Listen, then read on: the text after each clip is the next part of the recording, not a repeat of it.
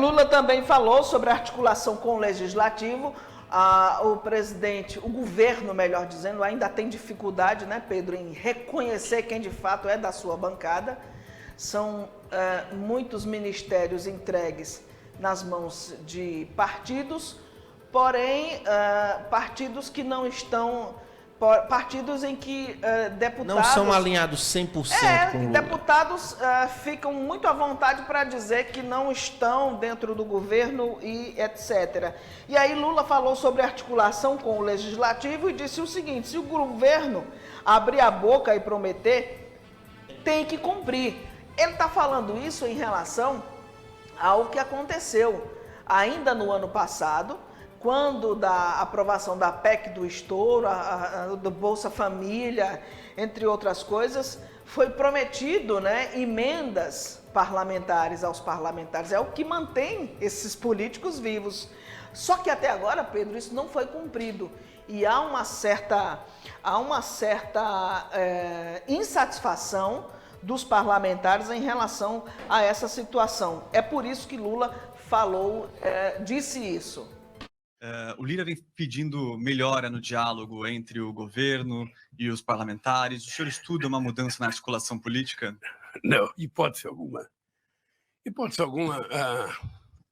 O Padilha é o que o país tem de melhor na articulação política. O fato de você, muitas vezes, acertar ou muitas vezes você errar, nós temos que pensar o que aconteceu. Quando você governa, você faz um acordo com a Câmara, com o Senado, sobre a aprovação de uma medida, e você tem que cumprir alguma coisa, você tem que cumprir. O que está se queixando os deputados, o que estão se queixando, os senadores ainda não chegou no Senado, de que o governo tarda a atender às reivindicações, que o governo promete uma coisa, o cara, sabe, quer participar de um ministério, o cara tem um funcionário que ele indicou que é tecnicamente competente, ou seja, se você concorda com ele e você prometeu, então você tem que fazer. Você não pode prometer e não fazer. E eu acho que a coisa mais barata e mais eficaz é a gente cumprir aquilo que a gente promete. Eu digo sempre para os nossos ministros o seguinte: tudo que você trata e não cumpre, fica muito mais caro depois. Se você tem que mudar uma lei qualquer para ganhar R$1 bilhão, para o governo ganhar R$2 bilhões, ou para o governo não perder esse R$1 bilhão, quando você demorar para aprovar, você vai perder 4 ou 5. Então, é preciso que a gente seja eficaz. Em tudo que o governo faz, que ele abrir a boca e prometer, nós temos que cumprir. Se não pode cumprir, não prometa. Essa é a lição de vida que eu tenho. Eu não fiquei preocupado com essa votação. Primeiro porque eu sei que os deputados vão votar favorável, porque é uma política de saneamento que é uma revolução no país.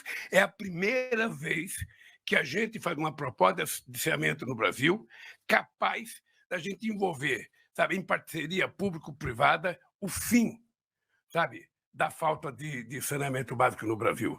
Inclusive, convênio com as empresas públicas, que muitas vezes estão proibidas de fazer. Nós, então, abrimos para que o saneamento básico possa ser feito no Brasil. Nós temos cidade maravilhosa, que eu não vou dizer o nome aqui para não atrapalhar turista. Nós temos cidade maravilhosa que tem 100% do esgoto in natura. São recolhidos e não se trata. E as pessoas têm que compreender que cuidar do tratamento de esgoto, cuidar do saneamento básico, não é cuidar só do esgoto, é cuidar da saúde, é cuidar do desenvolvimento, sabe? É cuidar do respeito ao turista que frequenta o Brasil, é cuidar das nossas crianças. Então é por isso que eu acho que o Congresso vai aprovar. Vocês sabem, eu tenho conversado com o presidente Lira, eu não vejo problema. Se tiver desavença na política, tudo se acerta. Sabe? A coisa mais difícil é você estar sempre acertando. São 513 deputados e um só coordenador político. Então, às vezes, pode haver um certo desacordo que não vamos acertar. Na política, tudo tem jeito. Presidente, eu digo sempre que a única coisa impossível é Deus pecar. O resto, tudo é possível. Na vida, de modo geral, né, aquilo que se promete precisa ser cumprido. Imagine um colega de trabalho que não não cumpre aquilo que promete. Imagine um fornecedor não cumprir aquilo que prometeu, aquilo que fechou. E na política, Pedro, isso ainda é mais exacerbado, né? Exato, é comum, né? Ver que é assim que funciona. Tem que cumprir realmente com aquilo que prometeu, porque aquele político que não cumpre o que promete, esse fica desgastado nos bastidores e vai perdendo, né? Base de apoio. É assim que funciona a política de fato, né?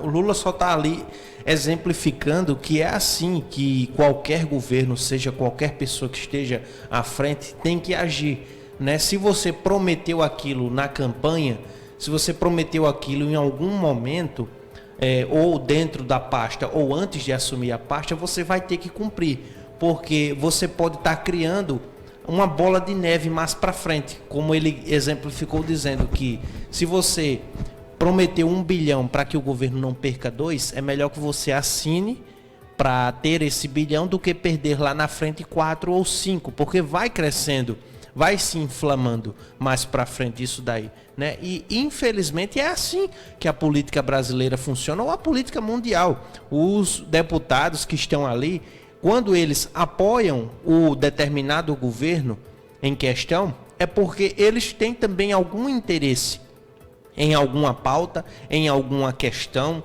em algum cargo, em alguma nomeação, enfim, é assim que funciona. É o famoso toma lá, dá cá. É assim que política funciona e é assim que provavelmente vai funcionar a vida toda.